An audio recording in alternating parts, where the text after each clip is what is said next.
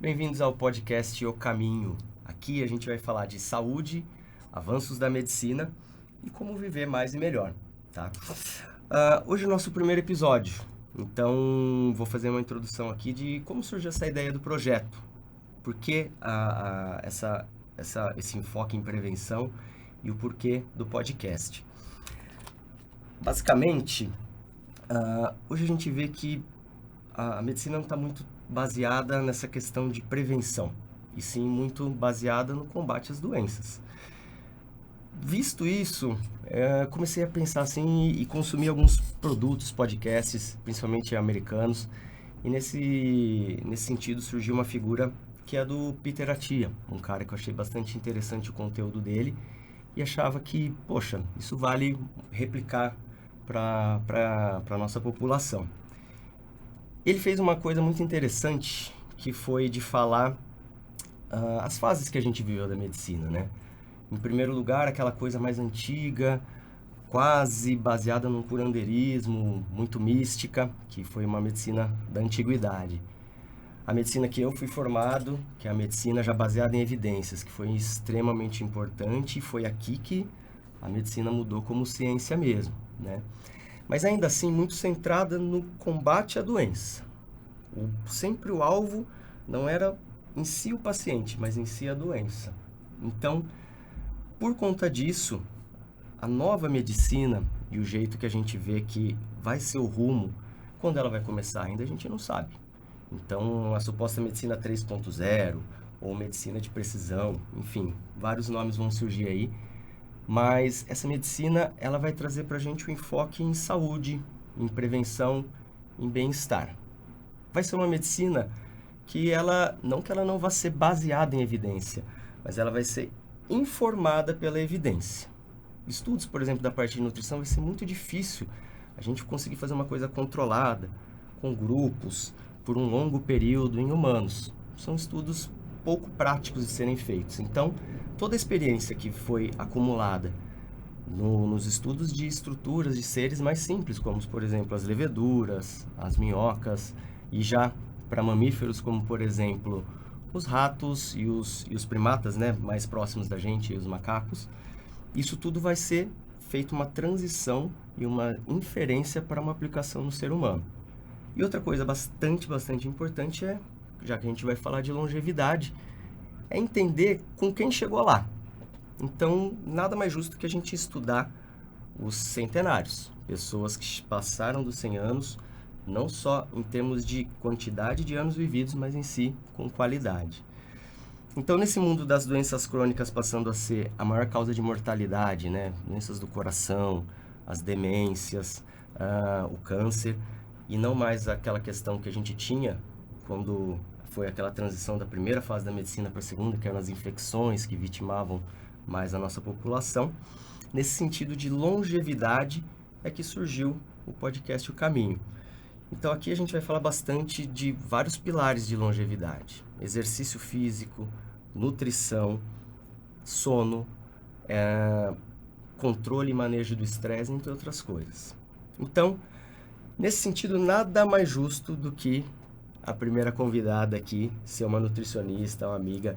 Já compartilhamos vários pacientes e histórias de sucesso. Estou aqui hoje com a Gisele Vieira. A Gisele é nutricionista com enfoque no paciente oncológico. Sua área de mestrado foi na oncologia, na nutrição oncológica, né, Gi? Uhum. A única incongruência que eu achei aqui foi que tá falando que você tem mais de 20 anos de experiência. Eu falei assim, bom, se ela tem 20 anos de experiência, você começou com 7 ou 8, como que foi? Fala isso pra mim. Longevidade, né? Vamos falar de nutrição, que a gente pode fazer pela longevidade. Tá, certo. Acho assim, o importante da gente ter começado com a nutrição é que aqui a gente vai estar falando de realmente um pilar fundamental. Eu acredito muito em dois pilares que eu vejo como não tem como sem eles, que é nutrição e exercício físico. Então, assim, acho que desde a época, e não é uma coisa nova, né? A valorização aconteceu agora, tá cada vez mais, mas assim, Hipócrates já falava disso, né? Então, lá na Grécia, já falando que o seu alimento seja o seu remédio. Então, assim, nesse sentido, Acho que hoje a gente vai falar de muita coisa aqui, né, Gi? Mas assim, de nutrição e longevidade. Como que você vê essa relação aí pra mim? Vamos lá. Primeiramente, prazer estar aqui. Obrigada pelo convite. Falar de nutrição é muito prazeroso, porque é o que a gente vive todo dia. E já eu começo falando sobre Hipócrates, né? Que seu alimento seja seu medicamento seja seu alimento. Então, essa é a base da nutrição. E eu também, igual a você, eu não me contento, desde o começo da minha carreira, em falar de tratamento. É claro, a gente vai tratar os pacientes, mas por que não prevenir? Prevenir é muito mais fácil. Então, a relação da nutrição com a longevidade, né? A cada vez mais os estudos estão mostrando, e na prática também a gente está vendo, que a alimentação, ela é um fator determinante. Sim. É claro que ela não é o único, a gente não pode só colocar esse peso, né, na nutrição, mas ela é um fator determinante na prevenção de doenças. Então, já que a gente quer ser longevo, nós precisamos prevenir as doenças crônicas, é isso que os melhores estudos falam. E como fazer isso de uma maneira simples? Exercício físico e alimentação. Então, para mim, não tem como a gente dissociar, até porque ninguém vive de dieta. Eu digo muito isso para os pacientes. Não é viver de dieta, não é se privar. É ter bases sólidas na alimentação, que vez ou outra a gente vai sair disso, uma festa, um período de férias, alguma coisa, mas que a gente tenha bases sólidas, que essa base possa contribuir no nosso metabolismo, né? Possa construir. É a microbiota intestinal sendo afetada, são os nossos neurônios, é a nossa saúde dos nossos órgãos. Então, não tem como dissociar a longevidade com a alimentação. E para isso não é uma dieta. Então, não adianta a gente pensar só em fazer uma dieta em certos períodos da vida. Sim. E tem um nutricionista que eu gosto muito, Layne Norton. Não sei se você já viu, né? Certamente sim. E ele fala bastante disso. Ele fala, olha, a dieta, ela tem que ser um estilo de vida. Ele falou assim, não adianta. Ele falou, qual vai ser a melhor para você? A que restringe determinado componente alimentar, a que te restringe algum tempo de alimentação, isso você que vai ter que ver. Exato. Porque ela tem que ser durável. Então, tudo aquilo que a gente sabe que, isso não, eu vou conseguir, mas por pouco tempo, isso, quando a gente está pensando a longo prazo, vai ser muito ruim. Então, não adianta você fazer grandes privações, depois a gente vai falar de tudo, o malefício também dessas dietas, dos efeitos sanfonas que a gente vê muito por aí. Sim. Mas, assim, para ser durável, tem que te vestir bem. Então, você fala, isso para mim vai bem, eu gosto de determinados alimentos, então por que não? Vamos tentar casar isso aí. Uma restrição absoluta, às vezes, tem que ter muitas poucas condições que a gente vai restringir um alimento em si, né? Exato. De resto, a gente acha que é a nossa obrigação de levar isso para o paciente mesmo, de falar, olha, você deve se alimentar e vamos te ajudar a fazer isso da forma mais saudável possível, né? E o que eu digo muito assim, nego, é uma coisa dieta. É uma estratégia alimentar para aquele período que você precisa. Seja para mudar um cenário bioquímico, que você está com o exame alterado, seja tratar uma doença, seja tratar um momento que você teve um ganho de peso, uma perda de peso. Então, isso é uma dieta. Então, são estratégias. Eu falo que é igual remédio. A gente não toma remédio, pouquíssimos a gente toma a vida inteira. Mas são estratégias. Outra coisa é ter a base alimentar. Então, primeiro a gente tem que tratar a base para em alguns momentos a gente poder fazer essa correção com a dieta. E isso sim faz sentido. E a melhor dieta não é a dieta da moda, o que faz bem para outra pessoa. Tem a ver com o seu polimorfismo genético. Então, o que os seus genes estão falando, como você metaboliza aquele nutriente e o que você gosta. Porque a gente também tem que pensar na parte emocional. Não adianta a gente acertar a parte metabólica e o emocional ficar alterado. Não tem porque como. A comida, ela não é só energia, ela não é só o nosso fomento, enfim. Ela tem esse componente social, né? As famílias se reúnem à mesa, as festas, as comidas, é uma forma até de carinho mesmo, assim. Então, a gente não pode deixar de participar, às vezes, de um momento desse por uma coisa muito restrita, né? E isso está sendo perdido, né? Tá, então, essa é uma coisa que a gente vai batalhar e vamos resgatar. Com certeza. Eu ia te perguntar umas coisas, assim. Acho que um dos principais motivos de trazer uma nutricionista aqui é que a população em geral eu vejo que tem um grande desconhecimento, assim, da nutrição em si. Escuta muito de dietas aqui e ali, mas as bases, o que compõe uma alimentação, o que a gente fala, né, dos macronutrientes, dos micronutrientes, dá pra gente aí um panorama de como que é isso, como que seria mais ou menos, numa pessoa média, sem nenhuma comorbidade que tenha que ter uma restrição, mas assim, quantos por cento mais ou menos a gente teria que ter de composição alimentar de cada um deles? E tentar traduzir isso num prato, para a gente ter uma noção, para quem está acompanhando também. Perfeito. Hoje está se demonizando muito alguns nutrientes. Então vamos começar. A gente precisa de micronutrientes, são vitaminas, minerais para o próprio funcionamento celular. A gente precisa de macronutrientes, então carboidrato, proteína, gorduras, até as fibras são considerados alguns macros aí. A gente precisa de macros. E hoje a gente já fala um pouquinho mais. A gente já fala de não nutrientes, que são os compostos bioativos. Então, alguns elementos dos alimentos que pode trazer ação anti-inflamatória, antioxidante. Então, vamos falar de cada um. Micronutrientes, a gente vai pensar em vitaminas e minerais. Tá. Primeira questão, a gente tem que ter vitaminas e minerais através da nossa alimentação. Vegetais, então verduras, legumes, frutas, cereais, isso tem muitos minerais e vitaminas. É por aí que a gente começa, né? Então, a gente vai adequar isso daí. Ter uma alimentação variada, colorida, é por isso. Porque a gente tem essa variedade de vitaminas e minerais. Pensando em macronutrientes, carboidrato, proteína e gordura. A gente está endemonizando muito. Não pode carboidrato, só pode proteína, não pode gordura. Há uns anos atrás, a gordura era vilã. Agora, o carboidrato é o vilão. Sempre vai ter um. Sempre vai ter. Daqui a pouco, a proteína também vai ser vilã. Então, cada hora um vai ser vilão. Acontece que a gente tem que pensar que nós precisamos desses três, do carboidrato, da proteína e da gordura, para as nossas funções metabólicas. Só que a questão é equilibrar eles. Então, a gente vai equilibrar esses macronutrientes e também não dá para generalizar. Como, por exemplo, hoje todo mundo quer tirar o carboidrato. Não é uma dieta no carb. Sim, é uma dieta que a gente vai controlar o carboidrato, assim como a gordura. E como apresentar o carboidrato, né? Acho que uma coisa muito importante, assim, a gente vê, a minha infância, a sua infância, a gente viveu a época do Toddy. Exato. Do pão pulmã branco com manteiga. Então, assim, hoje a gente tem várias opções. Esses dias eu até fui comprar uma bisnaguinha pro meu filho e já tem a formulação integral. Tem. E, assim, as crianças gostam. Isso aí é uma coisa que a gente fala assim, poxa, mas a criança vai comer, Vai. e eles gostam, sabe? Então, desde pequeno a gente já vai mudando isso, né? Exato. Na minha infância, a gente tinha o hábito mesmo de tomar um café com leite, Toddy e açúcar. Então, assim, você imagina como é que é essa questão do paladar, né? Acostumado com muita coisa muito doce desde sempre. Mas se a gente comparar essa alimentação, é o que eu falo. A gente tem que comer como os nossos pais e nossos avós comiam. Tinha porcarias? Tinha. Mas era muito menor a quantidade e a diversidade do que a gente tem hoje. E outra coisa, não dá pra generalizar. Hoje todo mundo acha que carboidrato, fruta é ruim porque é carboidrato. Sim. E compara a fruta como, por exemplo, uma bolacha industrializada. Não tem como. Metabolicamente, a gente não vai digerir e absorver da mesma forma. Sim. Não tem como. Sim. Então, é colocar nome aos bois. Eu digo que é como comparar uma gordura. Eu não consigo comparar um azeite com uma barriga do porco frita. Não tem como. Não vai para o mesmo lugar no metabolismo. Então, a gente tem que balancear. Então, a gente precisa de carboidrato, proteína e gordura.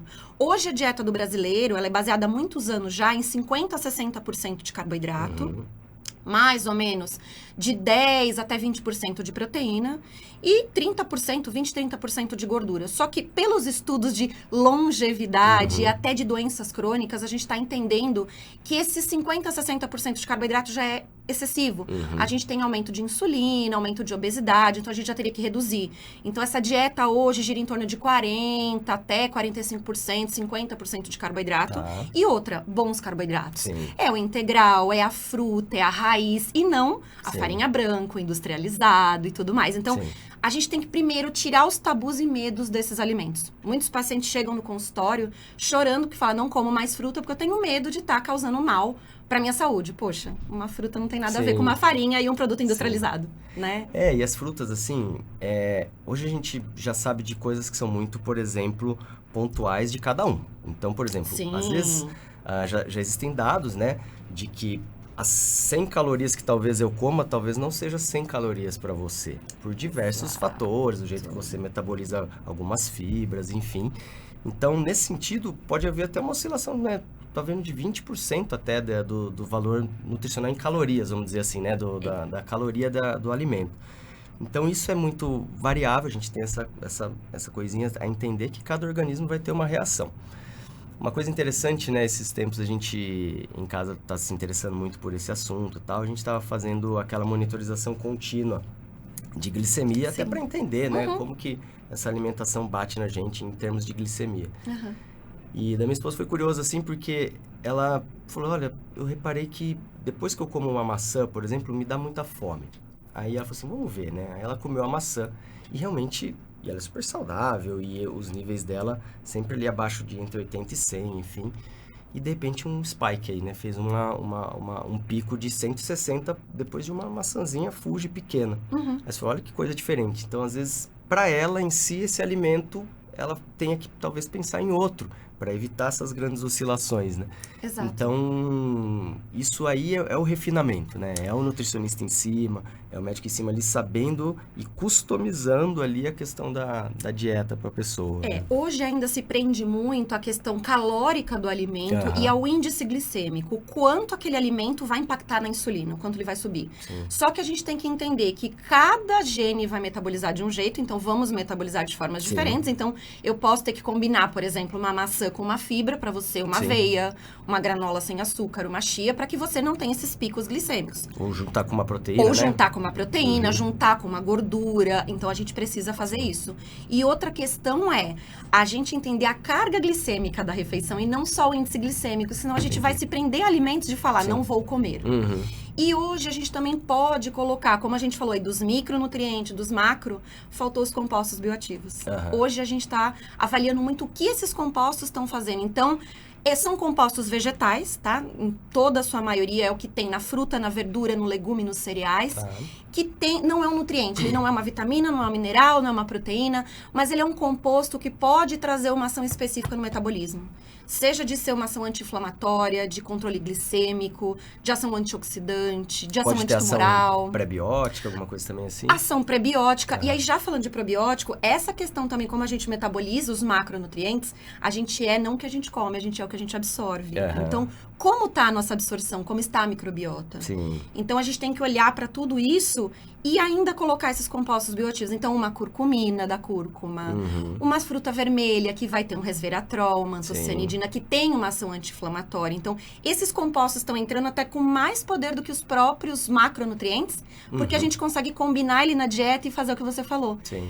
Reduzir essa carga glicêmica e melhorar a metabolização do paciente a depender de cada individualidade bioquímica de cada um. Então, assim, se a gente tivesse que pensar, então hoje talvez algo recomendado seria num prato de um almoço, vamos dizer assim. Vamos lá. Algo em torno de metade dele composto por carboidratos, né? E aí você tinha falado das raízes, de alimentos que tem uma distribuição, uma glicemia que evita esses picos e tudo mais. Isso a gente pode individualizar, mas tem alguns que a gente já sabe que tem essas características, né? Exato. De proteína, você acha o quê? Algo em torno de uns... Olha, uns carboidrato, 20%. a gente pode pensar aí, não vamos até nem colocar mais de 50%. A população brasileira está com uma insulina mais alta e com uma taxa de gordura elevada. A gente pode pensar aí que 1/3 do prato seria carboidrato, e se for integral, melhor. Então, um arroz integral, uma batata doce, uma mandioca. A batata comum também, qual o problema? Ela não tem carboidrato, ela não tem fibra, mas ela vai ter fibra ali da sua salada. Com casca ou sem casca? Aí a gente entra na questão dos orgânicos, né? A casca tem muita questão de agrotóxico, a gente consegue reduzir muito o agrotóxico tirando a casca, mas ele tá em todo o alimento, até na semente, não tem como. Então vai depender, se é uma orgânica a gente pode deixar com a casca, se não é uma orgânica a gente tira. Você ainda que lida com paciente oncológico e tem essa preocupação ainda maior, né, das contaminações. Exato, mas por exemplo, eu não consegui uma batata orgânica, eu vou colocar uma salada, que aí vai ter a fibra que eu tirei daquela casca. Então, metade do prato, se a gente pudesse traduzir metade do prato, legumes crus ou cozidos e verduras, então folhas. Então vamos pensar alface, tomate, pepino, couve-flor, brócolis e aí vai, né? Legumes e verduras. 1/3 desse carboidrato e de preferência integral, tá? Vamos pensar nos grãos também. O brasileiro tá deixando de lado o feijão, a ervilha, a lentilha, o grão de milho, porque fala que engorda. Sim. É um carboidrato, mas tem fibra e tem proteína, e a gente precisa dessa proteína vegetal.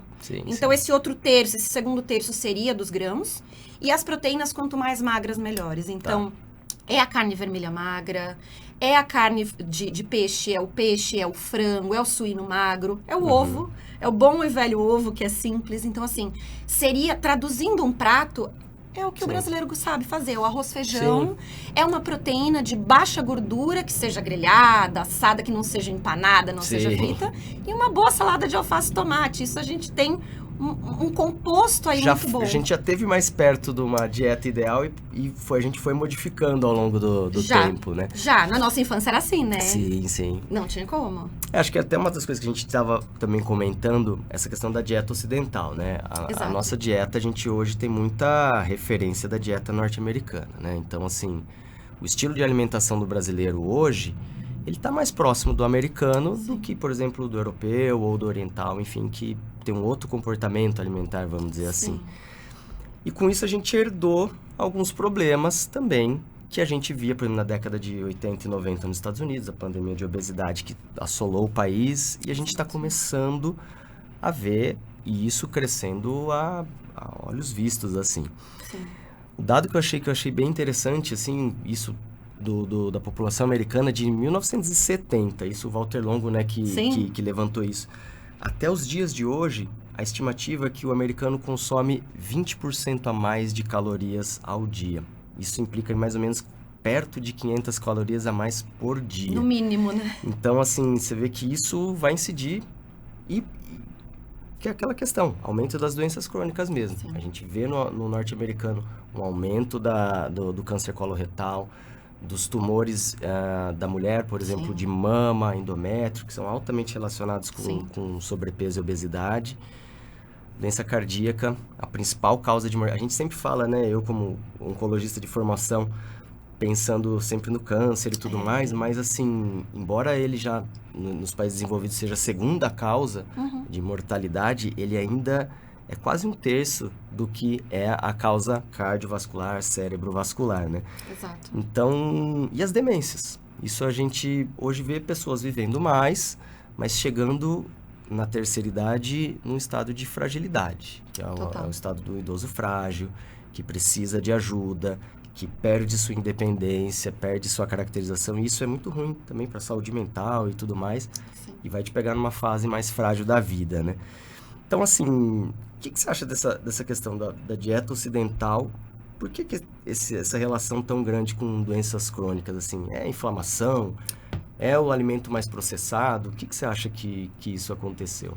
Olha, a gente pode ver que é a industrialização, é a ocidentalização mesmo. A gente deixou ela muito calórica, muito cheia de refinados, que não existia. Sim. A gente comia açúcar quando era criança, mas não era como a gente tem hoje, essa facilidade de se consumir açúcar e de se consumir essa farinha ou os produtos industrializados. Eu me lembro que na minha infância, por exemplo, doce era no almoço de domingo e só. Minha sobremesa da semana era fruta. Se eu quisesse, era fruta. Se eu não quisesse... um chocolate surpresa. Era um chocolate, era uma porcaria de um chocolate. Mas assim, era um dia da semana que eu podia me dar o luxo de comer e tava tudo bem. A gente esperava ansiosamente.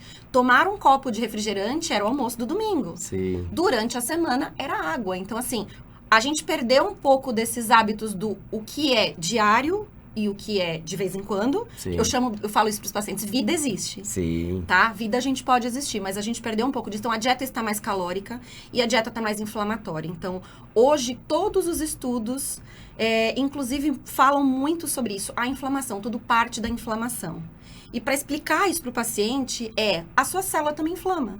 Assim como o cantinho da unha inflama, assim como uma ferida inflama e ela vai dar trabalho para depois cicatrizar, a sua célula está inflamada e ela não vai conseguir fazer os processos dela. E dessa inflamação surgem as doenças mais crônicas, diabetes, hipertensão, câncer, a gente sabe que de uma grande inflamação sistêmica e do corpo não saber lidar com isso. A gente tem fatores de proteção. A gente produz substâncias anti-inflamatórias, a gente produz substâncias antioxidantes, mas se a gente não tem nutriente para isso, a gente perde essa capacidade anti-inflamatória e antioxidantes. É aí que tem que entrar os micro, os macros, compostos bioativos, que tá faltando na dieta. Então, para mim, é muito de uma dieta hipercalórica, de baixa qualidade de nutrientes, então baixos compostos bioativos. Hoje a gente sabe que o brasileiro consome 200 miligramas de compostos bioativos, que é de compostos vegetais, que pode ter essa ação anti-inflamatória e antioxidante. A gente precisa de pelo menos 2 gramas por dia. E a fibra sumiu também, né? A fibra sumiu, então assim, a fibra que as pessoas estão consumindo é de uma bolacha industrializada que quase não tem fibra. Um grãozinho de aveia ali no meio. Que tem um pouquinho, então não é 100% farinha integral. Não é como você comprar e fazer em casa um pão ou comprar um pão 100% integral. Ele tem um chorinho de fibra, só para falar que tem fibra ali. Entendi. Então, é uma dieta mais inflamatória, mais rica em gordura, mais rica em açúcar e pobre em qualidade. Então, se a gente pudesse resumir isso, a inflamação sim, tá nessa questão. E se a gente pensar em longevidade, é o que eu falo para os pacientes. O idoso frágil, aquilo não é idade, aquilo é doença. É uma doença dentro da outra doença. Sim. Né? E aí surge a sarcopenia, aí surge a baixa massa muscular ou a baixa capacidade dessa massa muscular. E aí vira aquela bola de neve. Então, para mim, essa ocidentalização foi excesso de caloria e pobre em qualidade. Sim. Então, não tem nutriente. É aí que eu falo, por que pensar numa dieta só em caloria? Eu posso fazer uma dieta super nutritiva de 2.500 calorias. Sim. E eu posso fazer uma dieta muito porcaria com 2.500 calorias. Sim. E vai do que a pessoa também vai desejar, né? A gente tá falando muito ter esse foco, às vezes, na doença e tudo mais. Mas, por exemplo, vão ter pessoas saudáveis que vão estar com foco, por exemplo, em hipertrofia, em ganho de massa e tudo mais. Estética, por que não? Estética, que é um pilar de longevidade. Você se sentir bem e tudo mais. Claro. E assim, outra coisa que a gente pensa, né, tem a questão da inflamação, a gente tem que tomar cuidado também com os termos da inflamação, porque às vezes vilanizam o negócio, inflamação. A inflamação é um processo importantíssimo para o corpo humano. Total. A nossa cicatrização acontece mediada por inflamação, a nossa gripe que é curada pelo nosso organismo acontece mediada à inflamação. Exato. Só que é um processo agudo. Aquela inflamação que acontece todo dia, principalmente ali no tecido adiposo, que vai soltando substâncias que vão te deixar inflamado cronicamente, é essa que a gente vai visar combater para fins de longevidade, né? Exato. E aí você estava falando também dessa questão da obesidade, a gente está falando dessa pandemia que a gente vive, essa sim, crescente e cada vez mais presente, da obesidade. Assim, hoje, os carboidratos simples, né, um pacote de bolacha, uma coisa assim, eles são relativamente baratos em relação a um alimento orgânico. Sim. Isso faz com que a população, em geral, esteja ganhando peso. E um fenômeno inverso ao que acontecia antigamente. Hoje, a população mais carente tudo, ela sofre mais até por obesidade, por conta da disponibilidade desses alimentos altamente calóricos e baratos, né? Quando um paciente chega para você, Gisele, assim, acima do peso e tudo mais, como que é a sua abordagem, assim? Que métricas que você usa? Por exemplo, eu uso o índice de massa, eu uso algum outro exame. Como que é a sua abordagem do paciente que chega acima do peso e fala assim, olha, eu estou interessado em perda de peso, ganho de massa, enfim, para longevidade. Como que você aborda esse paciente, assim? Vamos lá, é o que a gente fala, peso é uma métrica para a gente entender se o paciente está ganhando, está perdendo e como que está essa média, né? Como que é a vida dele, tanto que a gente fala que é o peso habitual. Como que está esse peso? Ele está aumentando, ele está diminuindo? Peso não quer dizer nada. O que a gente precisa entender e fazer os exames, isso dá para fazer de uma forma muito simples no consultório, fazendo medidas do paciente, que é mensurar dentro desse peso o que é músculo, o que é gordura, tá? O paciente, é o que eu falo, vamos comparar aí um lutador de sumô e um lutador de MMA. Muitas vezes eles têm o mesmo peso, só que um tem muito mais massa muscular do que gordura e o outro tem muito mais gordura do que massa muscular.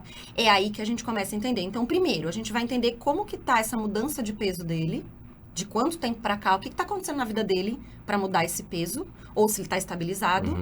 Avaliar a composição corporal. Então, dá para fazer através de medidas, dá para fazer através de bioimpedância, de exames. Então, assim, desde o mais simples, desde um exame de sangue simples, a gente consegue ver mais ou menos como tá aquela massa muscular e essa gordura através de albumina, através de inflamação da PCR, através de um hemograma simples, a gente começa a ter alguns parâmetros. Algumas medidas objetivas mesmo, mensurar, fazer medidas corporais e cálculos para entender o quanto de músculo e de gordura ele tem. E aí a gente começar a traçar essa alimentação.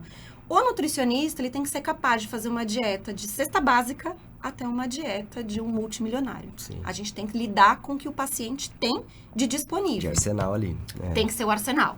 Então, se ele vai ter uma cesta básica, a gente vai precisar saber lidar com aquilo e tirar o melhor daquilo possível, né? E se ele tem uma super estrutura, a gente também vai ter que tirar o melhor daquilo, que nem sempre valor monetário quer dizer um bom alimento. Sim. Hoje, a gente consegue sentar e mostrar isso para o paciente. Muitas vezes uma lancheira de uma criança, que hoje é um salgadinho e um refrigerante, com o mesmo valor você consegue fazer uma refeição de qualidade. Você consegue colocar uma fruta e consegue colocar, por exemplo, um pãozinho integral com queijo. Ponto. Sim. Dá para fazer. Sim, então sim. são coisas simples que eu acho que o nutricionista tem que mostrar isso e valor.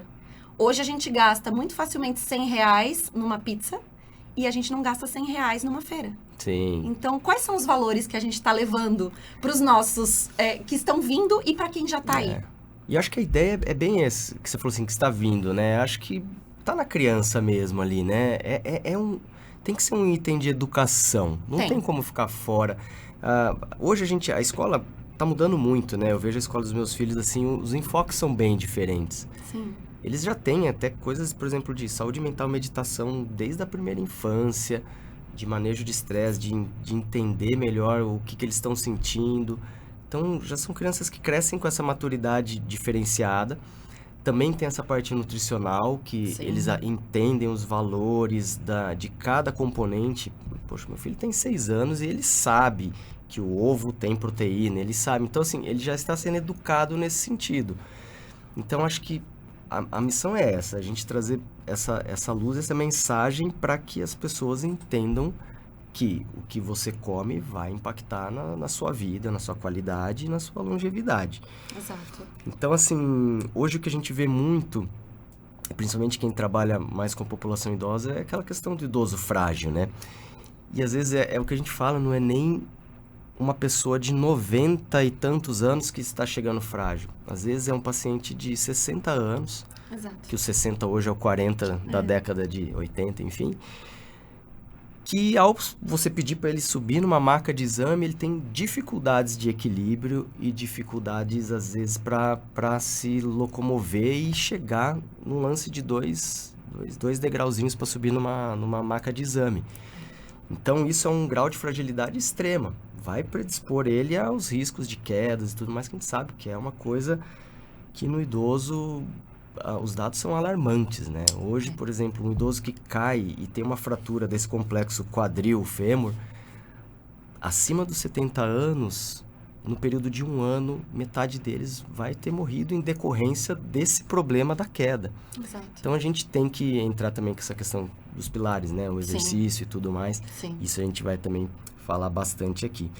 Nesse paciente obeso, então, que você chegou, avaliou, aí, lógico, a variação do que você tem de arsenal. Sim. Mas pensando no melhor dos mundos, assim, que é o que você consegue lá no Instituto com a Aninha, né? Então, assim, lá vocês conseguem fazer uma medicina, uma nutrição de ponta. Sim, de precisão, De né? precisão.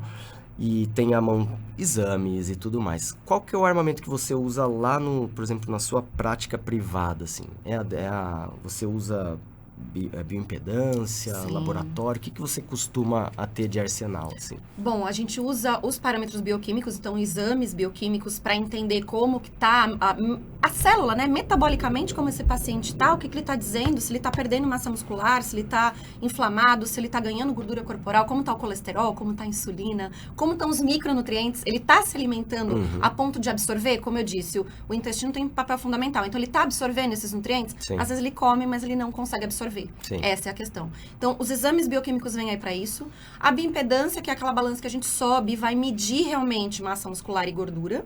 Mas também, se não tem a bioimpedância, as medidas, mensurar com adipômetro e com fita métrica é muito simples, Sim. né? Qualquer profissional da saúde treinado pode fazer isso. E a gente também utiliza o hand grip, que é a força do aperto de mão, para Sim. entender a capacidade da massa muscular. E se for o caso, a gente lança a mão de densitometria, né, para ter uma medida. Hoje o padrão ouro que a gente tem de mensuração de massa muscular é a tomografia, a gente está caminhando para a tomografia, mas ainda falta um pouco de profissional treinado para fazer isso e alguns métodos para fazer, mas a gente pode lançar a mão da tomografia, da densitometria, que já é uma realidade. A densitometria que você está falando é o DEXA Scan, A DEXA, a densitometria com DEXA, né, pra gente avaliar gordura corporal, massa muscular, a capacidade dessa massa muscular. Tá. E também a gente pode lançar a mão da calorimetria calorimetria indireta. O que que é isso? Tá. É um exame onde a gente mede o ar que o paciente expira e nesse ar a gente consegue fazer a medição da taxa metabólica basal. Ou seja, o quanto aquele corpo gasta em repouso Sim. para manter as funções vitais e baseado naquilo, a gente vai calcular a dieta. Então, o que eu preciso para o meu corpo viver, o que eu preciso para fazer um aumento de massa muscular, uma redução de gordura. E tem os métodos também que a gente calcula. Então, a gente prediz, se o paciente não precisar fazer esses exames, a gente prediz com cálculos baseado nessa história de peso, de massa muscular. A gente consegue predizer essa taxa metabólica basal. Que é o Harris-Benedict, que você geralmente vai Geralmente a gente usa Sim. Harris-Benedict, a gente pode usar fórmula de bolso, a depender. Isso a gente vai olhar, é um paciente idoso, é um paciente jovem, é um paciente que tem alguma comorbidade, a gente vai procurar essas fórmulas aí, mas geralmente o Harris-Benedict ou a fórmula de bolso é o mais usado. E aí a gente vai predizer o quanto ele gasta de taxa metabólica basal, que é o que ele gasta para viver, para o corpo Sim. funcionar. E o que que a gente vai colocar? Ele tem atividade física? Ele precisa reduzir peso? Ele precisa aumentar peso? Eu tenho que fazer um déficit calórico ou eu tenho que fazer um superávit calórico? Sim. Para entender se ele tem que construir ou se ele precisa fazer termogênese. E às vezes até uma estratégia interessante, assim, porque a gente sempre pensa, né? Perder peso, restringir calorias. Sempre assim? Eu Nem vou falar sempre. o meu exemplo. O meu exemplo. Esse ano eu perdi talvez já 12 quilos, algo por aí. E quando eu passei pelo meu nutricionista, ele falou assim, olha, para você que já tem atividade física na sua rotina, eu vou fazer o seguinte, eu vou te alimentar mais Exato. para que você chegue com mais energia, vamos assim dizer, para o treino de musculação, desde que você se comprometa com o treino de musculação. Exato. Porque aí você vai ganhar massa magra e aí sim você vai passar a ser um consumidor maior dessas calorias ingeridas. Então, Exato. apesar de paradoxos fazer, eu comi mais e perdi peso. E inicialmente, é o que eu até falo aos pacientes, não foquem realmente na balança, é complicado. O cara sobe lá e fala, tô com 80 e tanto, não saio mudei. disso. Mas a calça tá ficando larga, Exato. ele percebe mudanças no pescoço, nas suas estruturas, enfim. Na própria força muscular, Enfim, né? da disposição. Então, esse binômio de exercício com a nutrição, eu vejo ele literalmente como o caminho, sabe? Tem que ter. Então, isso a gente hoje sabe, atividades físicas, pô, a gente tem, ainda mais a gente que mora, por exemplo, em São Paulo, uma grande cidade, a gente tem à disposição exatamente tudo. Tudo. Não é possível que entre, sei lá, 200 e tantos esportes que existem, sei lá, esgrima, pô, eu gosto de... Tinha um paciente que gostava de RPG, e aí eu falei pra ele assim, né, falei, por que você não faz esgrima? Já Sim. que você gosta. Ele falou, não, mas tem aqui? Você falou, tem. Tem. E o cara foi e gostou, e é uma atividade física. Aí a pessoa começa a atividade, ela fala, bom, porque realmente começar com a musculação é complicado. É complicado. Principalmente pra quem nunca foi numa academia e tudo mais. E não é prazeroso. Então, e isso pode ser com o tempo. Exato. Né? Desde que ele sinta o benefício disso, né? Então, essa pessoa, às vezes, que inicialmente começa, que seja uma dança, alguma coisa assim, ela vai falar, poxa, eu tô fazendo, eu gosto disso, mas tá faltando perna, não sei o quê. Eu acho que eu preciso me reforçar para fazer melhor a atividade. Aí sim é a hora, talvez, de casar com uma musculação, uma coisa assim. Sim. E lógico, sempre assistido, né, por um educador físico. Claro. Alguém que vá te orientar o treino, para evitar que você se machuque, porque senão aí atrasa todo esse processo. Exato. Então, sempre bem orientado. E aí, Gi, eu tava perguntando assim pra você também, né? A gente tava falando de como medir as coisas e tudo mais. Vamos falar um pouquinho dessas estratégias alimentares, né? Sim. Uma vez que você tem um panorama, você falou assim, ó, meu paciente é assim, a taxa, a calorimetria que eu fiz mostra que ele tem tanto de gasto basal, Sim. ele é sedentário ou não, enfim, você tem esse panorama do paciente, você vai fazer sua prescrição nutricional, vamos assim dizer. Então, Sim. o que você vê hoje como coisas que são importantes? Por exemplo, vamos falar inicialmente mais da perda de peso. O que Sim. você acha que são estratégias interessantes que você vê na sua prática que dá resultado e dá aderência, né? Sim. Que o paciente fica e consegue cumprir o prometido. Sim. Primeiro, eu acho que é uma grande combinação entre o que o médico está avaliando. Isso a gente tem uma parceria muito boa entre nós da equipe. Sim. Então, é muito fácil, né? A Ana, você olhar o paciente. E não sou eu que vou dizer a melhor dieta. É a gente avaliar realmente esse metabolismo e ver o que o paciente tolera e o que ele precisa naquele momento. Hoje a gente tem algumas estratégias que a gente pode trabalhar. Vamos pensar assim, vai em gordura corporal. Nem sempre o déficit calórico vai ser positivo, né? Não é o que a gente quer. Como você disse, quem treina mais pode ter que se alimentar mais. Eu posso fazer um déficit calórico pensando em ganho de massa muscular, consumir mais energia e aí sim esse paciente reduzir gordura. Então, fazer uma estratégia de redução calórica é um dos pilares que dá certo, sim. Mas não é para todo mundo. É para aquele paciente que já tem uma boa massa muscular, que a gente ainda vai investir nele ganhar mais massa muscular ainda, para poder fazer essa termogênese.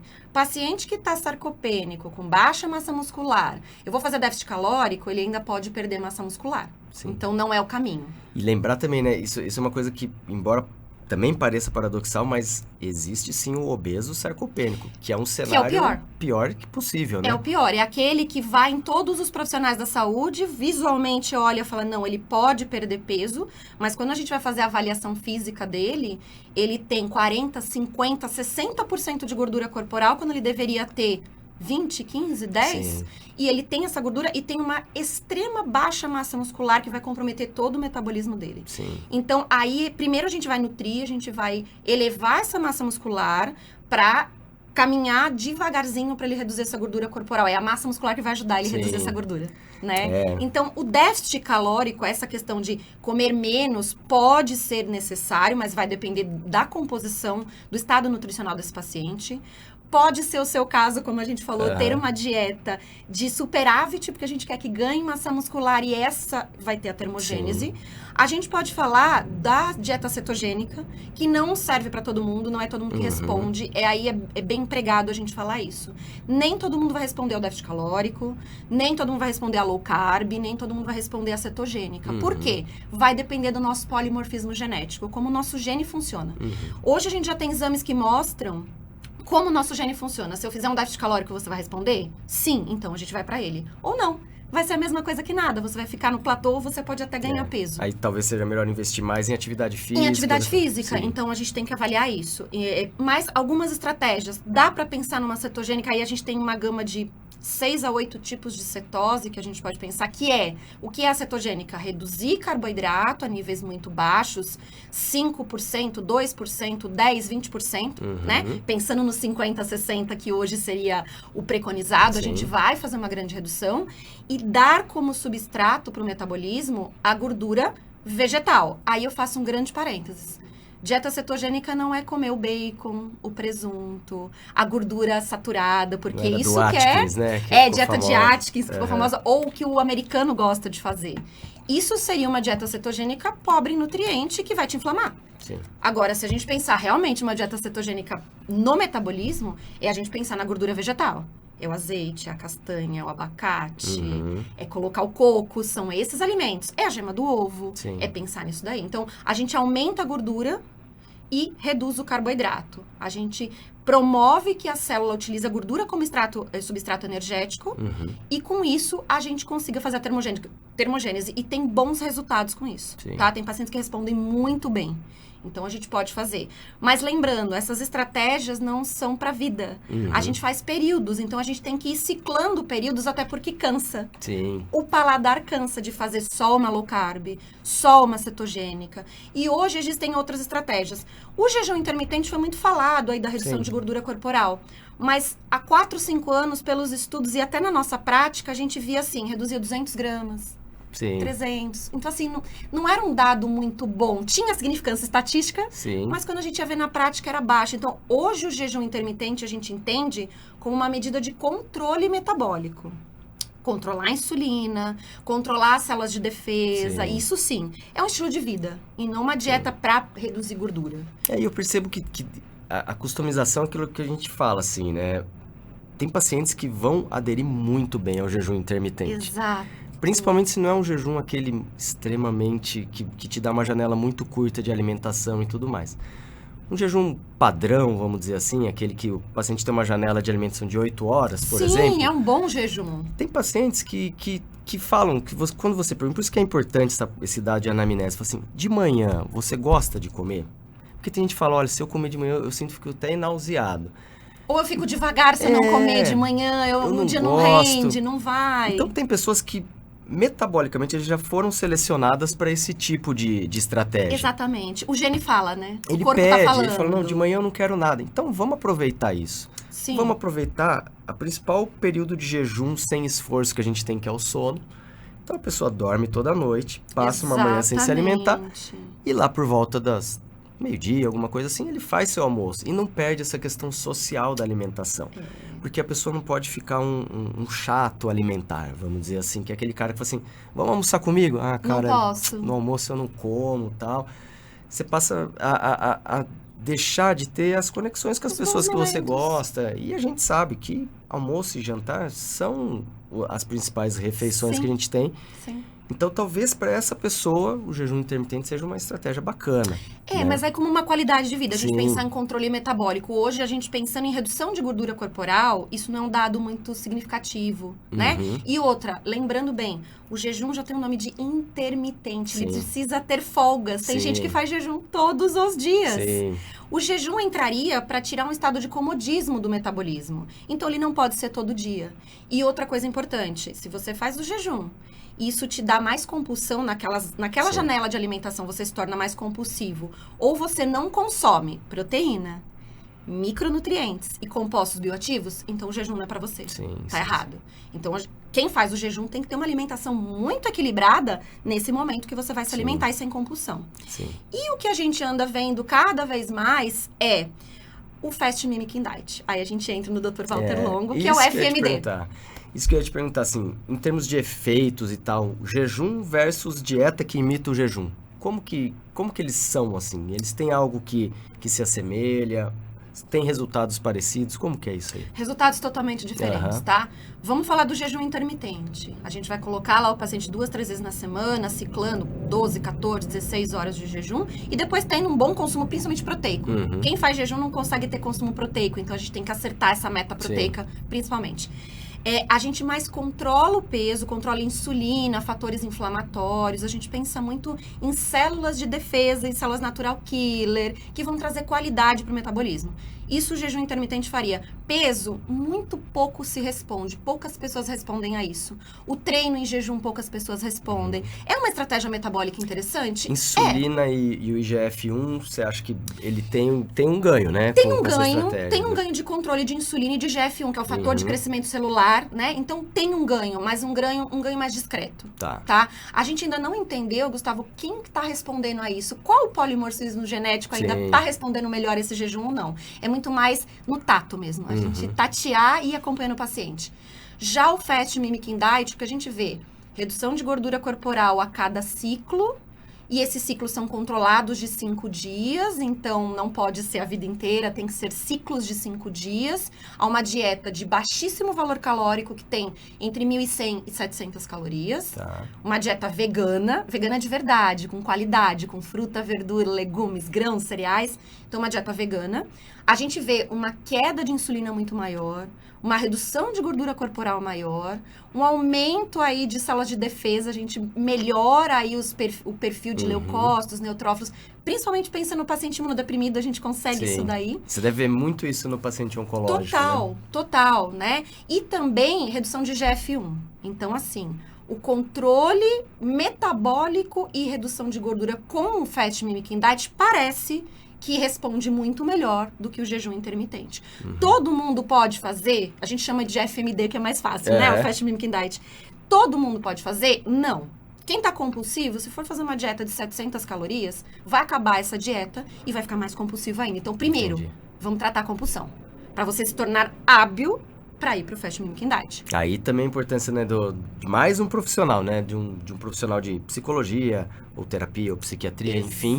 Alguém que vai cuidar da mente dessa pessoa que tem a compulsão como um componente muito importante no seu erro alimentar, vamos dizer assim. A compulsão, ela grande parte vem da parte dessa questão psicológica e até de neurotransmissor. Então, é o médico cuidando desses neurotransmissores. E é o psicólogo, o terapeuta cuidando disso. Então, primeiro, vamos cuidar disso para a pessoa ser elencável, para tolerar uma dieta mais... Seja o Fast Mimicking Diet ou qualquer dieta restrita. Não adianta você fazer alguns períodos e depois você ir lá, enfiar o pé na jaca e falar, agora que eu tô comendo, eu vou comer de tudo. Porque aí a gente vai fazer pior. Então, primeiro, tratar a compulsão. Segundo, você está sarcopênico, você está com baixa massa muscular, você está inapetente, perdendo peso, opa... Não é para você fazer dietas muito restritas, senão você vai piorar esse seu quadro de sarcopenia e de caquexia. Sim. Então, vamos pensar bem nisso daí. Só que é possível a gente manejar isso daí para trabalhar o paciente falando, não, agora você está apto a começar a fazer esse plano alimentar. E fazer ciclos. Ninguém vive de dieta. Esses ciclos vão entrar pensando em controle metabólico e redução de gordura corporal. Hoje, o que a gente vê muita ação se a gente pudesse elencar das que mais tem resultado, seria a cetogênica, seria fazer um déficit calórico e fazer o Fast Mimicking Diet. A gente pode ciclar entre elas ou ver qual paciente se adequa melhor. Sim, a gente vê muito na oncologia e existe um grande preconceito em relação à dieta. É uma frase que você já deve ter escutado, eu escuto também todos os dias quase. Doutor, agora eu vou começar, sei lá, por exemplo, o que eu como? Come o que você quiser. Aí você fala, bom, será que come o que você quiser?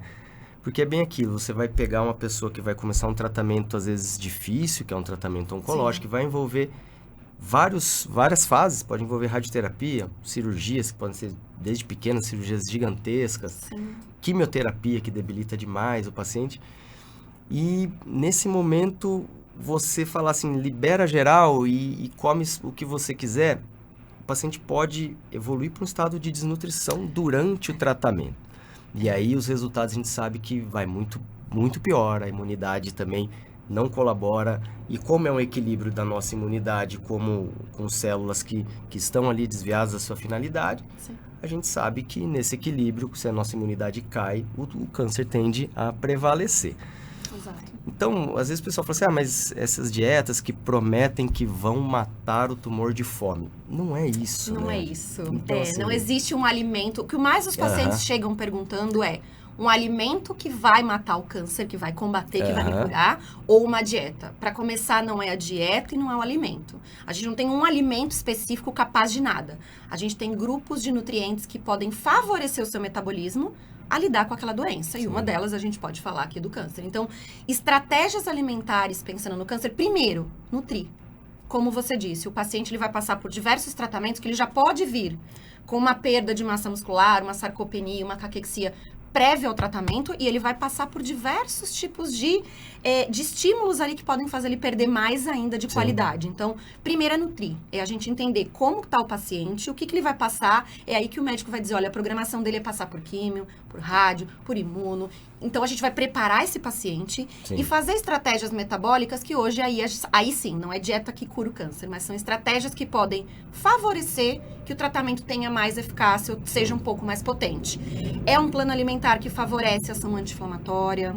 É um Fast Mimicking Diet que vai dar um pouco mais de carga antioxidante ou oxidativa para o paciente. Então, suportar, é que o metabolismo dele suporte, dê condição para aquela droga ou aquela cirurgia ou aquela medicação tenha um efeito otimizado. Uma redução de insulina, uma redução de gordura corporal é simples. A gente está aqui falando de obesidade. Redução de gordura corporal contribui e muito para câncer de mama, para câncer de próstata, para colo retal. Então, só o fato da gente pegar o paciente que está em tratamento oncológico e controlar a gordura corporal dele, fazer ele reduzir de uma forma saudável, a gente está ajudando, a gente está fazendo ação antitumoral para ele. Por que não? Sim. E a gente vê impactos muito importantes na questão da imunidade. Exato. Com a queda, por exemplo, desse hormônio, né, o IGF-1, da insulina e tudo mais, você tende a ter um menor estímulo à proliferação das células, né? Exato. E nesse período de saída de um fast mimicking ou de um jejum ou coisa que o valha, você nota que existe uma reciclagem dos seus glóbulos brancos, vamos assim dizer. E alguns deles, isso até para doenças, por exemplo, autoimunes, né? Tem estudos muito bacanas com esclerose múltipla, que aquela informação de autoimunidade, ela pode se perder nessa reciclagem dos seus glóbulos brancos por ciclos de dieta que imita o jejum, né? De Fast Mimicking Diet. Então, assim, é fronteira do conhecimento, é desconfortável. é daqui que vão surgir as críticas, né? Exato. Esses tempos eu estava até no congresso, que é muito famoso, né, de câncer de reto que a gente tem, que é a doutora Angelita Gama, né? Ela que é a grande estrela do congresso.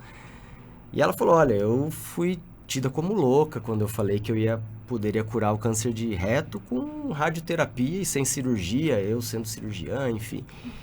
E ela falou, então essas são as fases. Loucura, descrença, sim, piada, opa, vamos dúvida, ver, será que não, sei lá o quê. E ela falou, e hoje eu termino com um aplauso. Então, assim, tem que ter paciência. Então, ela, com toda a experiência de tudo que ela já viveu, ela trouxe isso aí, eu achei extremamente valioso, assim. E assim na ciência, né? As coisas vão mudando. E tem que ser evolutivo. A gente não pode, com um trabalho que você... não, então rasga, não vamos fazer mais isso. Exatamente. Não, vamos... É um convencimento contínuo, é aplicação na prática clínica, ver resultados dentro de parâmetros de segurança. Ninguém vai falar para um paciente oncológico ficar 4, 5 dias sem comer. Exato. Essas coisas, assim, não fazem sentido em termos de segurança, né? E acho que é isso que a gente precisa trazer, né? Acima de tudo é a ciência, né? Claro, ninguém aqui vai propor dietas, ainda mais que a gente está falando de paciente crítico como um paciente oncológico. A gente não vai propor dietas de achismo, porque é bom. E outra, ressaltando também, já que a gente está falando do oncológico, essas estratégias alimentares, o jejum, o baixo carboidrato, a low carb, a fast mimicidade cetogênica, ela não serve para todo driver de célula tumoral. É aí que a gente fala. A gente está evoluindo, eu digo que a nutrição está como oncologista, a grosso modo. Assim como vocês estudam qual tipo de driver da célula tumoral para ver a melhor medicação, o melhor tratamento, os nutrientes também estão indo por esse caminho. Sim. Então, hoje os melhores estudos estão falando que dieta cetogênica pode até piorar alguns cenários oncológicos, então pode estimular crescimento de alguns tipos de célula tumoral. Então, cetogênica para câncer não é para todo mundo. Sim. Agora, o bom do momento é alguns tipos de aminoácido, proteínas que podem estimular o crescimento de células tumorais. Isso a gente já tem bem consolidado para coloretal. Então, a gente já sabe, por exemplo, que leucina, isoleucina pode estimular o crescimento. Então, peraí, essa dieta não pode ser tão rica em leucina e isoleucina. Vamos pegar leve, vamos calcular. E aí vai os cálculos para a gente colocar a melhor alimentação. Porque a leucina, ela participa muito em quem, por exemplo, quer ganhar massa muscular. Ela é um pilar, vamos dizer. E a gente tem a sarcopenia, a gente tem a perda de massa muscular, a gente tem um tratamento que pode fazer isso. Então, aí vai do equilíbrio do oncologista do médico chegar a falar, Gi, a doença tá descontrolada, pega leve. Ou, tá tranquilo, eu tô conseguindo controlar a doença, vamos pensar nessa sarcopenia, vai tranquilo. Então, é essa via de mão dupla que tem que existir. Sim. E hoje a gente tem muitos tumores que a gente já fala. Dieta cetogênica não pode. O jejum vai causar piora. Algum tipo de proteína vai causar piora. Então, e fora isso, a microbiota. Aí eu tenho que fazer um parênteses, Sim. que aí a gente vai ter que falar do que a gente ama, né? Que não tem como. A microbiota sendo como fator fundamental, não só na oncologia, mas na doença crônica. Sim. O que a gente está absorvendo? Então, não é o que a gente come, é o que a gente absorve. O que esses micro-organismos estão fazendo na nossa vida. Então, alimentar a microbiota, cuidar dessa microbiota, também tem a ver com longevidade. Sim. Então, a gente sai do campo doença e a gente vai falar de longevidade. Sim. Não tem como não falar. Hoje, envolvido em processos de fertilidade, de doenças neurodegenerativas. Hoje, Sim. a gente já sabe muito sobre isso, do eixo microbiota, cérebro-intestino, né? Sim. Que não é microbiota só cérebro-intestino, é microbiota, cérebro-intestino. Então, não tem como desfocar da microbiota. É um mundo à parte que a gente tá engatinhando, a gente sabe 0,5%, mas a gente vai ter que investir muito nisso. Como a gente está tratando dos nossos micro-organismos do intestino. Sim. Então assim, acho que se a gente tivesse falar, pensando em longevidade, alguma coisa assim, existe uma estratégia alimentar? Existe, né? Existe. É o que a gente falou, baseado numa coisa equilibrada, composição com determinados componentes que a gente já falou, 50% de carboidrato Sim. e tal, as proteínas de alta qualidade e baixa gordura e assim por diante. E também não esquecer sempre da fibra, né? A fibra acho que é uma coisa que ela acho que até eu vi no podcast do Lane, se eu não me engano, e ele falou assim, qual que é um hack? O que é uma dica de longevidade? Ele falou assim, não comer carne vermelha. Ele falou assim, olha, vários estudos são não são congruentes em falar da carne vermelha ou de determinados alimentos. Sim. Mas ele falou, eu não conheço nenhum ainda que fale que, olha, se você comer mais fibra, você vai viver menos. Exatamente. Então, ele falou, hoje, na experiência dele, eu acho bem, bem válido isso aí, ele falou assim, exercício e fibra, ele falou, acho que vai ser difícil achar alguém que fale contra essas duas coisas tão importantes, né? Exato. E assim, a gente tem que pensar bem naquilo que você está falando. Cada paciente vai ter sua particularidade. A necessidade nutricional para um paciente jovem é diferente de um idoso, Sim. de um homem, diferente de uma mulher. E aquilo das análises mais refinadas, né? De como que é o metabolismo, a metabolômica, como que é a parte da expressão genética e tudo mais. E o futuro, pelo que se aponta aí, são a tal das análises multiômicas, né? Sim. Que eles vão pegar, juntar tudo isso, e aí talvez a inteligência artificial venha para ajudar. Muito. E eles vão chegar e falar assim, olha, juntando todas essas informações, talvez essa seja uma dieta interessante para você. Exatamente. Porque aí é o ápice da customização, Então, né? A gente aí... chegou no refino. Aí vai estar onde a gente quer, no sonho. Esse é o futuro. Bom, acho que assim, a gente falou já de bastante coisa aqui e... Quero fazer um adendo. Diga. Sobre as fibras. Hoje a gente já tá falando até um pouco mais além das fibras, tá? Que acho que a gente tem que pontuar isso daí. Os MACs, hoje a gente chama de MACs, materiais acessíveis à microbiota. Nem só fibra é acessível à microbiota. Nós temos carboidratos não digeríveis também que são acessíveis à microbiota.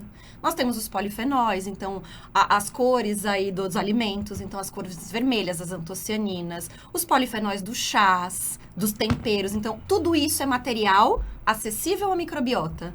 Então, hoje a gente já está saindo do campo só fibra, que seria os vegetais, falar de psyllium, de chia, de granola aí como alimento funcional, e falar um pouco também de suplementação, goma agar, goma K, sinulina, fós. Hoje a gente já começa a falar desses MACs. Entendi. Então, essa é uma área que eu já não conhecia.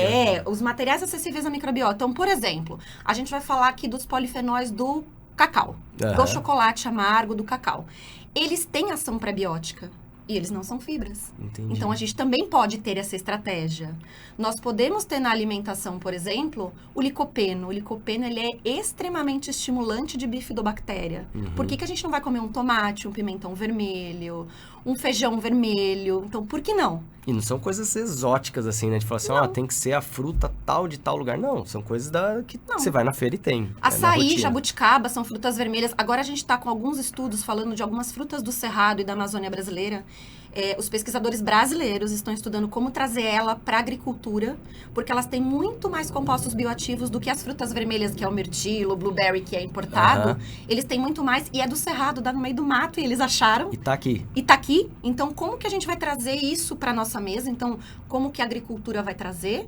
Então, esses alimentos, por exemplo, feijão preto, ele tem antocianinas. Por que a gente não vai usar? Uma berinjela. Coisas do dia a dia que são acessíveis à microbiota. Então, não só fibras. Hoje a gente já está saindo disso. Tá? É uma evolução, né? É uma evolução, com Sim. certeza. Então, e acho que assim, uma pergunta que eu queria te fazer, que eu escutei também esses dias e achei bem interessante, assim. Há 5 anos atrás, por exemplo, pensa numa coisa que você fala que há 5 anos atrás, por isso que a gente está falando de fronteira do conhecimento, isso é até para estimular as pessoas à mudança. Eu vejo que você mudar é um sinal, claro, de inteligência, por que não, sabe? Sim. Você reconhecer que, olha, isso que eu pensava talvez não estivesse tão certo. O que você tem que há 5 anos atrás você falava que você tinha como verdade e hoje você fala, nossa, isso eu acho que hoje... Ou o contrário, que você não acreditava nada e hoje você acredita. O que você vê que teve essa mudança para você, assim? Para mim, o principal era falar do jejum. Tá? Os estudos não embasavam e eu não conseguia entender como que o jejum podia trazer algum benefício. Eu falava, cara, eu aprendi na faculdade, eu aprendi no colégio técnico, a minha vida inteira, que eu tenho que nutrir. Como eu vou nutrir com jejum? Sim. Aí começam a vir os estudos do Walter Longo, falando do Fast Making Diet, começa a vir os estudos de longevidade, aí a gente tem que colocar aqui na mesa onde surgiu tudo isso, né? Sim. Que são os estudos das Blue Zones, as zonas azuis. Sim. O que seria isso? Pegaram povos longevos que passavam de 90 anos sem doenças crônicas e avaliaram, peraí, como é que eles chegam nessa longevidade sem doença crônica e eles passam de centenários, eles conseguem chegar até 100, 100 e poucos anos. E notar assim que das Blue Zones também, ela não é uma área específica do mundo. Assim, será que por conta disso? Não, tem aqui na América, tem lá na Itália, tem lá no Japão, em Okinawa, tem eles estão ao longo distribuídas Está pelo surgindo. mundo. Eu acho que ainda não tem mais porque ainda não foi estudado. Uhum. Então, essas Blue Zones começaram a surgir falando que a principal questão que se avalia é o jejum ou o déficit calórico, de você não ter uma alimentação como a gente pensava. Então, o jejum pode fazer parte, sim. Isso, para mim, quando eu comecei a avaliar, eu falei, nossa, quebrou um paradigma. Sim. Eu fui educada a nutrir. A dar comida, né? Vamos dizer assim. Como que eu vou nutrir com o jejum? E aí a gente começa a pensar, a gente tem que quebrar um paradigma de entender que o jejum é um processo metabólico. A gente não vai fazer isso todos os dias da vida, ninguém vai viver de jejum, né? Mas isso pode estar incluso. Então, o que veio esses estudos de longevidade, aí falando das Blue Zones? Que o jejum pode fazer parte e que os longevos têm períodos de jejum, e aí começam a estudar os povos primitivos, realmente eles não tinham alimentação todos os dias, todos os horários. Eles faziam períodos de jejum, porque eles caçavam, eles dependiam de Tinha uma escassez maior, né? Tinha uma escassez. Então, começou a se avaliar, e esses povos longevos aí desses lugares têm hábitos de ter períodos específicos de jejum. Então, isso foi uma quebra de paradigma, né? E também algumas questões com nutrientes. Então, por exemplo, o que era super necessário, a proteína é necessária para nós? Sim.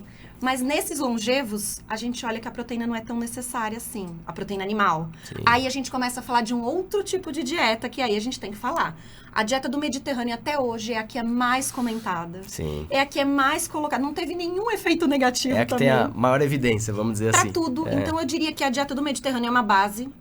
A gente pode ter ela como uma base. E daí começar a sair umas derivações, né, dessa dieta do Mediterrâneo. Esses longevos têm uma dieta do Mediterrâneo muito baseada em plant-based. É aí que eu falo. Caiu por terra que a proteína animal é tão necessária assim e que a gente pode depender mais da proteína vegetal. De ter menos proteína animal na dieta, que parece que isso leva para longevidade. Sim. Então, eu acho que foram dois paradigmas para mim. O jejum e a proteína animal.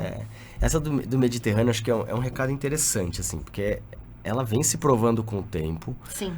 E muito baseada, né, num consumo grande, baseado em plantas mesmo. Exato. Então, tem bastante fibra também nessa dieta. Óleos, sim, mas de altíssima qualidade, azeite, né? óleo de castanha. De primeira prensagem, enfim, uma coisa bem de altíssima qualidade mesmo. Exato. E a proteína muito baseada nos peixes, né? Então, é o principal componente, vamos dizer, de proteína da dieta mediterrânea é o peixe. Exato. Né? Assim, de proteína animal, né? Exato. Então, essa sim parece que está bastante relacionado com a longevidade de povos que vivem em zonas totalmente diferentes do mundo, né? E agora estão comparando, realmente, por conta dessas Blue Zones, também estudo não só de Blue Zones, mas de longevidade, não só do Mediterrâneo, mas a plant-based. Hoje, a gente não tem uma medida ideal para plant-based, não é assim, tem que ter X% de proteína animal. Sim. A gente tem diversas variações, mas mais ou menos, elas variam de 10% até 20% só de proteína animal. Seria uma porção por dia, ou muitos dias nem ter proteína animal. Isso que em torno daria de 1 a 1,5 de grama por quilo, alguma coisa assim? Nem isso daí, tá? Daria uma porção por dia de proteína animal, e essa porção seria de peixe, de aves, de ovos, ou de lácteos menos gordurosos. Então, é um queijo branco, é um cottage, é uma ricota, né? Poderia vir dessa parte. O restante da proteína baseada em grãos e sementes. Então, a proteína vegetal como uma grande protagonista. Sim. E fora tudo isso, claro, os vegetais vindo em peso. Então, mais ou menos, seria uma porção por dia, né, de proteína animal. Entendi. Aí a gente vai estudar as Blue Zones, eles consomem uma porção de proteína animal por semana. Principalmente, eu vi lá de Okinawa, eu fiquei bem assim, falei, nossa, o consumo deles era muito baixo mesmo. Muito baixo. Na plant-based, a gente não pensa em tudo isso. E vale ressaltar, vamos pensar que não é para todo mundo também, né? O sarcopênico que não consumir proteína animal, a gente não vai conseguir reverter essa sarcopenia. Mas é uma estratégia que a gente pode pensar. Hoje a gente está estudando muito a qualidade da plant-based e qual a melhoria que ela pode trazer para o nosso metabolismo, qual o controle metabólico. Parece que é o caminho da gente voltar a ser aquele primata que consumia muito mais vegetais, porque é o que tinha mais em fartura, do que propriamente a caça, porque ele caçava muito menos do que ele coletava aí da natureza. Então, tanto para doença crônica quanto para prevenção, o caminho parece que está sendo uma Mediterrânea plant-based, é o que a gente anda estudando. Legal. Bom, Gi, foi um prazer. Acho que, Imagina. assim, foi um primeiro episódio aqui do podcast. Foi muito, muito interessante, assim, muitas coisas acho que a gente tem que trazer para deixar claro mesmo, principalmente essas questões de fronteira do conhecimento mesmo, de Exato. quebra de padrões, né? Isso é um processo desconfortável, mas que vai, com o tempo, se consolidando, né? Exato. E é isso, acho que ver em quem deu certo. Lógico, tem particularidades. A vida de que um habitante de Okinawa de 1900 era totalmente diferente do que a gente vive hoje, né? Exato. A microbiota dele é diferente de Sim, quem vive lá e de quem vive aqui. Então a gente tem que estudar isso. sim, sim. Então, assim, a coisa é muito mais complexa, mas eu acho que as palavras são evitar radicalismos em relação à dieta. Realmente, essa questão dos períodos de jejum parece realmente ter essa implicação, Sim. né, na longevidade. Sim.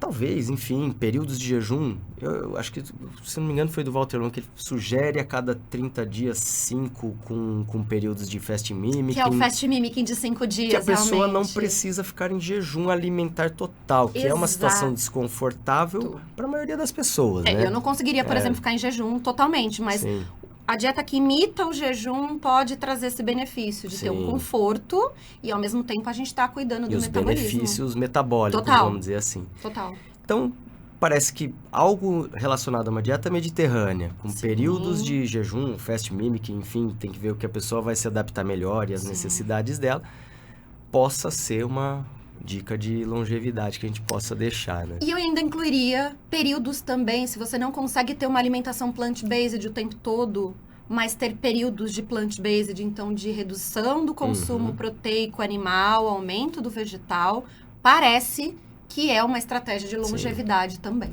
Beleza. Ciclagens, evitar radicalismos e sim, não se privar de momentos importantes que a alimentação propicia pra gente, né? Exato. Conhecer a sua composição corporal para tirar o melhor disso. E radicalismo não. A gente não pode radicalizar um alimento ou um tipo de plano alimentar. Sim. Isso varia muito de cada pessoa.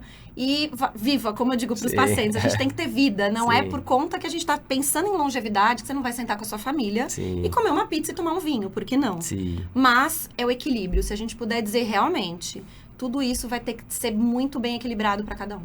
É isso aí. Bom, pessoal, foi um prazer aqui receber a Gisele no programa de hoje, aqui no nosso podcast. Não poderia ter começado com um pé mais direito do que esse, né? Então foi excelente e a gente se vê por aí.